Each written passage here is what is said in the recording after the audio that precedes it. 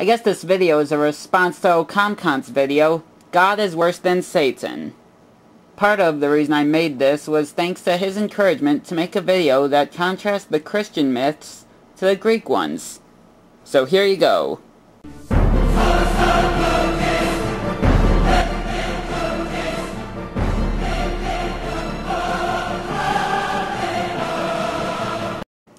Okay, so in Greek mythology, Hades is somewhat like the equivalent to that of Satan.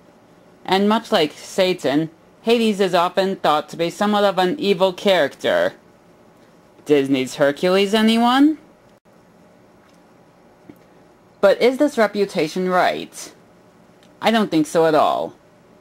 Let's start off with Zeus, who basically plays the equivalent to Yahweh for Greek mythology. Now, one of the things Zeus is very well known for is cheating on his wife Hera. And don't worry about feeling sorry for her, cause what she does to those unfortunate offsprings is even worse. But anyways, Zeus will often go around cheating on his wife Hera. Back when I was a kid, I used to think Zeus was the Bill Clinton of Greek mythology. And sometimes when Zeus cheats with some other woman, they cooperate. If God demanded that you have sex with them, would you refuse? But in some instances, the female rejects Zeus. One example being in some versions of the myth involving Alcmene, I think is how it's pronounced, the mother of Hercules, who I don't blame, seeing as she was already taken by Amphitryon, I guess? Notice the parallel of Hercules being raised by his stepmother Alcmene and stepfather Amphitryon to Jesus being raised by his biological mother Mary and his stepfather Joseph. So anyway, Zeus does what he always does to women who refuse to cooperate. He rapes her! Some god he is. Now, being the evil god Hades is, he must be a monster in comparison. Let's see what sort of things Hades has done, shall we? Well, let's see. Hades did have this one slip up when he kidnapped his niece Persephone to be his wife. Seriously, he married his niece? Whatever. But, anyways. He did have permission from Zeus to have her as his wife, so in a way, he did it with permission, though I guess it was a little bit uncalled for to go and kidnap her like that. So I guess that was a little bit naughty of him, but it's not like it was completely wrong, so, meh, whatever. And let's see what he has done when it comes to cheating on his wife.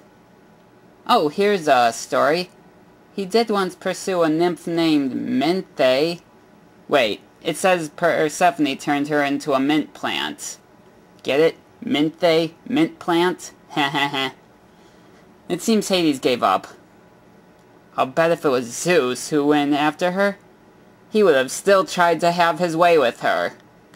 Ooh! Now she's a mint plant! That means it'll be even easier to have sex with her. Anyway, the fact that Hades quickly gave up says he really didn't care too much. And that if anything, Persephone is the one who's being the mean one. But treatment of women aside, let's now examine the way they punish and reward people based on their actions. First up for Zeus, we have a nice little story of Pandareus, who tried to steal some golden dog that was Zeus's because a friend dared him. Zeus turns him into stone for this. Come on, Zeus, I know stealing is wrong, but don't you think that was a little bit too harsh? I guess not. And next up, we have Zeus who punished Salmonius, ruler of Elis. What did he do, you might ask? Well, he went around imitating Zeus. Hey everyone, look at me! I'm Zeus! I like cheating on my wife because she never heard of getting a divorce! Now our next one, which I'll admit was probably the only time he ever punished someone who really deserved it, and appropriately, we have Tantalus, who apparently tried to trick the gods into eating the flesh of his butchered son. Wow, I can only imagine how he tried to convince them to do that. Eat this, for it is my son's body. Zeus sent him to hell as punishment. Which I guess is kind of fair. I mean, you murder your son and then try to feed him to the gods? Yeah, you kinda deserve to be punished and tortured. I can't really defend you there, Tantalus. You deserved it. But the next one is not at all justified or right.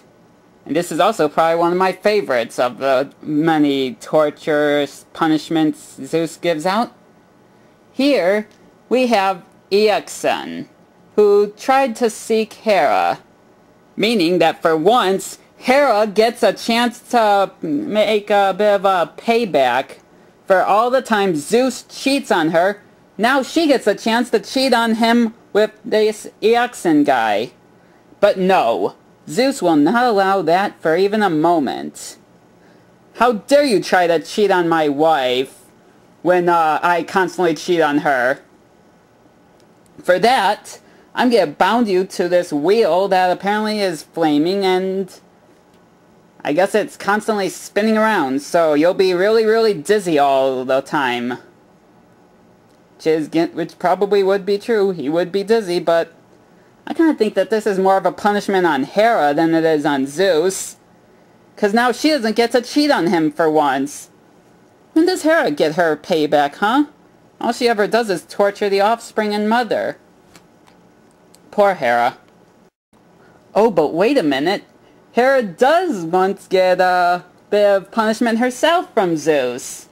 You see, one time, she's trying to drown Hercules for the upteenth time, and for once, Zeus actually does something about it. What does he do, you might ask? He hangs her upside down from the sky. Wow. It's kind of, I don't know how to describe that, but it is a little bit of an interesting punishment. And it's about time he punishes her for all the things he does to Hercules. Seriously, is it just me, or does Hera have an obsession with Hercules over all the other offsprings? She doesn't even try to punish Perseus or any of the other gods, or demigods, or humans who were Zeus's offsprings. In fact, she never once does anything involving Persephone, though it's probably because the mom is her sister, but that's beside the point. So now that I've given you a basic idea of the things Zeus does to people, whether it's him torturing people who didn't do really anything to deserve it, to even punishing his own wife in a rather cruel way, let's now see what Hades has done. Because let's face it, he is Satan in a way. Okay, first off we have Perseus, who tries to kidnap Persephone and claim on his wife. Wow, what a jerk. He probably does deserve to be tortured, in fact. So what does Hades do? He has some snakes wrap around his feet, which apparently causes him to be unable to move from that place. It was kind of nice of you, Hades. You didn't even torture him or anything. You just bind him to the ground with snakes. I mean, seriously. He tried to steal your wife. And quite honestly, I'd be pretty lucky if I was, Perseus. But that's about the only time he's really punished anyone. And also, I'd like to point out that, his nephew Hercules, for one of the 12 labors, needed to borrow Cerberus, his pet dog, the one with 3 heads. Hades lets him. They say Hades and Hercules don't get along that well. Go figure.